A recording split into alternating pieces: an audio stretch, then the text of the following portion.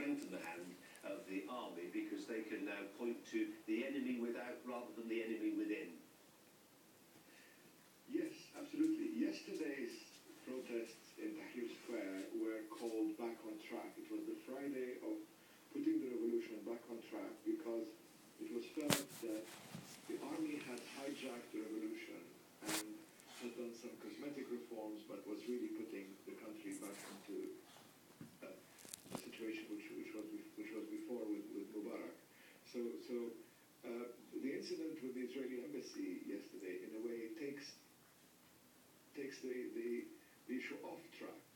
So it diverts attention towards the Arab-Israeli conflict rather than the demand for freedom. And this has been a continuous theme within the Arab Spring, in the sense that the demand for freedom and for regime change and all that was never associated with burning Israeli flags or American flags. And on the contrary, it's regimes that have tried to divert attention, mostly unsuccessfully so far, to what they derive their legitimacy from, which is the Arab-Israeli conflict.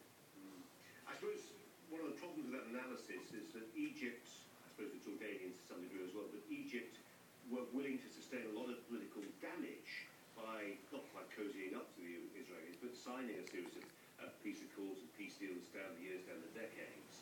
So this idea of them using the Israelis as a straw man, if you like, as an enemy without, as we mentioned a moment or two ago, doesn't really hold water, does it? They've been on side of the Israelis for several years. Well, we have to see how things develop today in the square, whether the actual incident really does divert attention from the demands of the population. We see the Syrians have tried this also. The Lebanese, there was an incident also on the Lebanese border in May, and it was unsuccessful. So it's interesting. It's too early to say whether this is a trick or not, and it's too early to say whether it will succeed. But certainly the feedback I've been getting from Cairo is that many people think that it's a trap and that the army is trying to create a problem that only it can resolve. And the proof is that they immediately called for a state of emergency, and this will give them an excuse to clamp down on lots of... So just to be clear, your feeling is that this was an orchestrated, fake show of outrage, in a sense, rather than, as some in Israel have been suggesting, would be the product of the Arab Spring, would be Islamist violence, anti-Israel violence directed towards them. You feel this was inauthentic as an expression of anger? Well, it's too early to say whether it was or not, but what I'm saying is that the background to this is that there is a revolt against these dictatorships. The dictatorships are saying that we are necessary for the stability of the region and are frightening the international community and Israel by saying that if we leave, then you will have radicals and Islamists and Al-Qaeda and chaos and civil war, and etc.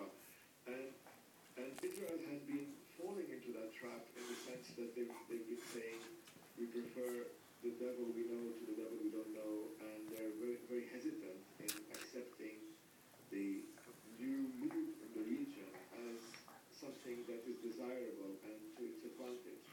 So the problem is with Israel falling into sync or really figuring out what this phenomenon it means to it, whether it's a good one or a bad one. I'll leave it there. Harli from Chatham House, good to talk to you. Thanks very much. Yeah. For that story coming up the next hour.